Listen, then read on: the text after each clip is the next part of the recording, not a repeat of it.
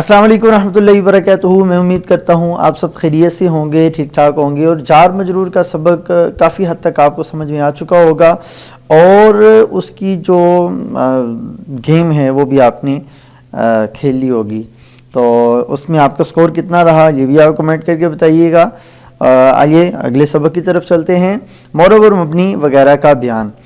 معرب اور مبنی یہ دو چیزیں ہیں، معرب ہے اعراب سے اور مبنی ہے بنا سے۔ مطلب اگر اعراب آئے گا تو اسے کہیں گے معرب، اعراب تبدیل ہوگا تو اسے کہیں گے معرب، اور اگر اعراب تبدیل نہیں ہوگا تو وہ ہوگا مبنی، ٹھیک ہے۔ تو یہ تھوڑا سا مفہوم میں نے بتا دیا، آئیے تفصیل کی طرف چلتے ہیں۔ معرب اور مبنی وغیرہ کا بیان۔ معرب جس اسم کا آخر عامل کی وجہ سے بدل جائے، جس اسم کا آخر عامل کے بدلنے کی وجہ سے بدل جائے اسے کہتے ہیں اسم معرب یا پھر اسم متمکن وغیرہ کہتے ہیں، ٹھیک ہے۔ جیسے کہ جاء زیدن، اب جاء یہاں پہ ہے عامل، آج میرے پاس پین نہیں ہے، آپ ویسے ہی سمجھنے کی کوشش کریں، یہ ماؤس کو فالو کریں، ایرو کو۔ جاء عامل ہے اور زیدن معمول، ٹھیک ہے۔ اب جاء زیدن پر داخل ہو رہا ہے تو یہاں پہ زیدن اسم معرب ہے، ٹھیک ہے۔ زیدن کا اعراب بدلے گا یہاں پہ عامل کے تبدیل ہونے کی وجہ سے۔ جاء ایسا عامل تھا کہ جس نے زید کو دو پیش دی، رفع دی۔ رأیت ایسا عامل تھا کہ جس نے زیدن کو دو زبر دی۔ مررت ایسا عامل تھا، بلکہ نہیں، با ایسا عامل تھا جس نے زیدن کو دو زیر دی ہے، ٹھیک ہے۔ تو یہاں پہ وہی زید لفظ ہے، ایک ہی لفظ ہے زید، اب اس کے عامل مختلف ہونے کے ساتھ ساتھ کبھی اس پر دو پیش آ گئی، کبھی دو زبر آ گئی، کبھی دو زیر آ گئی، تو عامل مختلف ہوتے جا رہے ہیں، زیدن، زیدن، زیدن۔ تو جس اسم کا آخر عامل کی وجہ سے بدل جائے اسے کہتے ہیں معرب۔ یہاں پہ جیسا کہ دیکھیں زیدن، زیدن، زیدن، تین اعراب اس کے تبدیل ہو رہے ہیں، تو اسے کہیں گے اسم متمکن یا پھر اسم معرب۔ یہاں پہ دوسری مثال بھی دی ہے، جاء اخوہ، رأیت اخاہ، مررت باخیہ۔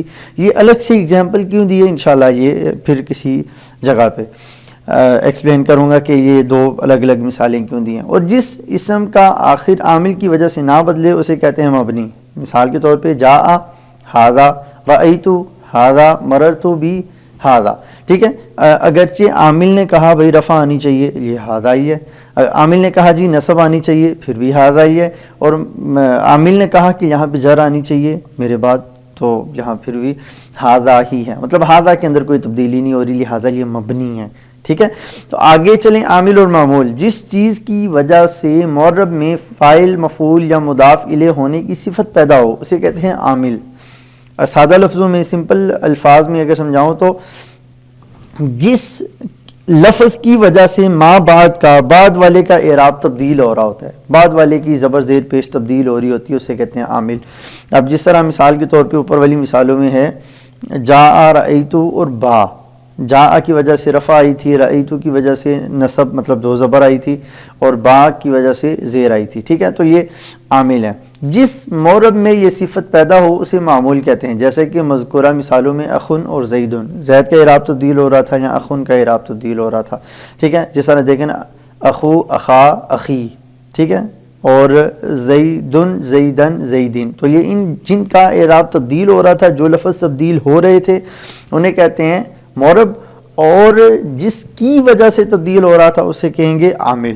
جس حرکت یا حرف سے معرب کا آخر بدلتا ہے اسے کہتے ہیں اعراب۔ یہ میں کب سے کہہ رہا تھا، اعراب، اعراب، معرب، اعراب، تو آپ یہاں پہ سمجھیے کہ اعراب کسے کہتے ہیں، جس حرکت یا حرف کی وجہ سے معرب کا آخر بدلتا ہے اسے کہتے ہیں اعراب۔ جیسا کہ مذکورہ والا مثالوں میں زید کے اندر دو پیش، دو زبر، دو زیر تھی، اور اخن کے اندر اخا، اخی، اخو، مطلب الف واو یا تھے، ٹھیک ہے۔ تو یہ دو مثالیں دینے کا بھی مقصد یہی تھا، میں نے کہا تھا میں بعد میں ایکسپلین کروں گا۔ تو یہ یہاں پہ دیکھیں، یہ اعراب بالحرف ہے، حرف کے ذریعے سے اعراب آئے تو اسے کہتے ہیں اعراب بالحرف، اور حرکت کے ذریعے سے اعراب آئے تو اسے کہتے ہیں اعراب بالحرکت، ٹھیک ہے۔ تو زیدن، زیدین اور زیدن یہاں پہ اعراب بالحرکت ہے، ٹھیک ہے، زبر زیر پیش کے ساتھ ہے۔ اور اخو، اخا، اخی یہاں پہ اعراب الحرف ہے، مطلب حرف کے ساتھ اعراب تبدیل ہو رہا ہے، ٹھیک ہے۔ تو دونوں چیزیں انہوں نے بتا دی یہاں پہ۔ اعراب جس حرکت یا حرف سے معرب کا آخر بدلتا ہے اسے اعراب کہتے ہیں، جیسے کہ مذکورہ والا مثالوں میں دو پیش، دو زبر، دو زیر، واو، الف اور یا۔ اعراب کی تقسیم، معرب کا اعراب کبھی حرکت کے ذریعے سے آتا ہے، مثال کے طور پہ زیدن، زیدن، زیدن، جیسا کہ میں آلریڈی ایکسپلین کر چکا ہوں، اور کبھی یہ حرف کے ذریعے سے آتا ہے، جیسا کہ اخا، اخی، اخو، ٹھیک ہے، جہاں پہ الف واو یا کے ذریعے سے اعراب ظاہر ہو رہا ہے۔ تو برل اس کی دو قسمیں ہیں، اعراب الحرکت اور اعراب الحرف۔ جو اعراب ضمہ، فتحہ، کسرہ کی صورت میں ہو اسے اعراب الحرکت کہتے ہیں، مطلب زبر زیر پیش کی صورت میں۔ تو جیسا کہ پہلی مثالوں میں زید کا اعراب الحرکت ہے کیونکہ زبر زیر پیش کے ذریعے سے اعراب تبدیل ہو رہا ہے، اور جو اعراب واو الف یا کی صورت میں ہو اسے اعراب الحرف کہتے ہیں۔ لہٰذا دوسری تین مثالیں جو ہیں اخن ولی، اخا، اخی، اخو، ٹھیک ہے، تو ان کا اعراب الحرف ہے کیونکہ یہ الف واو یا حروف کے ذریعے سے اعراب تبدیل ہو رہا ہے، ٹھیک ہے۔ اعراب کی تقسیم، معرب کا اعراب کبھی پڑھنے میں آتا ہے، کبھی پڑھنے میں نہیں آتا، اس لحاظ سے بھی اعراب کی دو قسمیں ہیں۔ یہ بڑی سمجھنے والی بات ہے، تو بھی نوٹڈ کہ یہاں پہ اعراب تقدیری جب آئے گا نا تو روحانی اعراب، مطلب نظر نہیں آئے گا لیکن وہ اعراب ہوگا۔ تو بہرحال معرب کے اعراب کبھی پڑھنے میں آتا ہے، کبھی نہیں پڑھنے میں آتا، اس لحاظ سے بھی اس کی دو قسمیں ہیں، اعراب لفظی، اعراب تقدیری۔ جو اعراب پڑھنے میں آئے اسے کہتے ہیں اعراب لفظی، اور اب جیسے کہ پہلی تین مثالوں میں کہہ رہے ہیں کہ زید کا اعراب بالحرکت جو ہے وہ لفظی ہے، ٹھیک ہے، اور دوسری تین مثالوں میں جو ہے اخن کا اعراب بالحرف لفظی ہے، اور جو اعراب پڑھنے میں نہ آئے اسے کہتے ہیں تقدیری، ٹھیک ہے، مطلب جاء فتن، رأیت فتن، مررت بفتن۔ اب دیکھیں تینوں صورتوں میں ہے یہ معرب، فتن ہے معرب لیکن اس کا اعراب پڑھنے میں نہیں آ رہا، ٹھیک ہے۔ جاء فتن، یہاں پہ تو ہونا چاہیے نا، جاء کے بعد دو پیش آنی چاہیے بھئی فاعل ہونے کی وجہ سے، جاء فتن کو فتون ہونا چاہیے، لیکن نہیں، یہ اعراب پڑھنے میں نہیں آ رہا، ٹھیک ہے، اس لیے اسے کہتے ہیں اعراب تقدیری۔ اسی طرح بقیہ جو مثالیں، عامل کی اقسام، جو عامل پڑھنے میں آئے اسے کہتے ہیں عامل لفظی، ٹھیک ہے، اور جو عامل پڑھنے میں نہ آئے اسے کہتے ہیں عامل معنوی۔ یہ جو عامل معنوی ہے نا، یہ ابتدا یا پھر فعل مضارع کا عامل، یہ جو ہیں عامل معنوی ہوتے ہیں۔ جو عامل پڑھنے میں آئے اسے کہتے ہیں عامل لفظی، جیسے کہ اوپر کی مثالوں میں ہے، اوپر کی مثالوں میں کون کون سے عامل تھے، جاء، رأیت یا پھر حرف جر با، تو یہ عامل لفظاً پڑھنے میں آ رہے تھے۔ لیکن زید قائم میں یہ جو عامل ہے یہ عامل معنوی ہے، ٹھیک ہے، ابتدا اس کا عامل ہے۔ تو انشاءاللہ شرامیت عامل جب آپ پڑھیں گے تو اس میں آپ نے 100 عوامل پڑھنے ہیں، ان میں سے لفظی کتنے ہیں، معنوی کتنے ہیں، پھر ٹھیک ہے اقسام اس کی انشاءاللہ وہ بھی پڑھیں گے۔ تو بہرحال یہ اس کا مقام نہیں، عامل معنوی جو پڑھنے میں نہ آئے، یہاں پہ زید قائم پڑھنے میں نہیں آ رہا، ٹھیک ہے، زید قائم کا عامل پڑھنے میں نہیں آ رہا، ٹھیک ہے، وہ ابتدا ہے، ابتدا کہہ لیں یا پھر مبتدا خبر ہونا کہہ لیں۔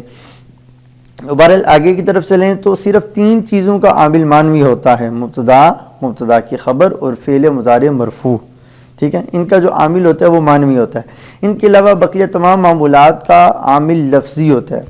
تو ٹوٹل عوامل ہوئے 100 میں سے 3 نکال دیے، باقی 97 عوامل جو ہوتے ہیں وہ عوامل لفظیہ ہوتے ہیں، اور 3 عوامل مبتدا، مبتدا کی خبر اور فعل، یہ 3 عوامل عامل معنویہ ہوتے ہیں۔ تو امید ہے آپ کو یہ سبق سمجھ میں آ چکا ہوگا، بڑا آسان سا اور چھوٹا مختصر سا سبق تھا۔ آئیے تھوڑا سا ریپیٹ کر لیتے ہیں اس کو، کہ معرب مبنی، معرب جس کا اعراب تبدیل ہو وہ اسم جس کا اعراب تبدیل ہو، مبنی جس کا اعراب تبدیل نہ ہو، عامل معمول جس کی وجہ سے اعراب آئے وہ عامل، اور جس پر اعراب آئے وہ معمول۔ اعراب الحرف، اعراب الحرکت، اگر حرف کے ذریعے سے، الف و یا کے ذریعے سے اعراب آئے تو اعراب الحرف، اور اگر زبر زیر پیش کے ذریعے سے آئے تو اعراب الحرکت۔ اور اعراب کی بھی آگے انہوں نے کہا تھا اعراب لفظی اور اعراب تقدیری، اعراب پڑھنے میں آئے تو اعراب لفظی، اعراب پڑھنے میں نہ آئے تو اعراب تقدیری۔ اسی طرح عامل کی 2 اقسام، عامل لفظی، عامل معنوی۔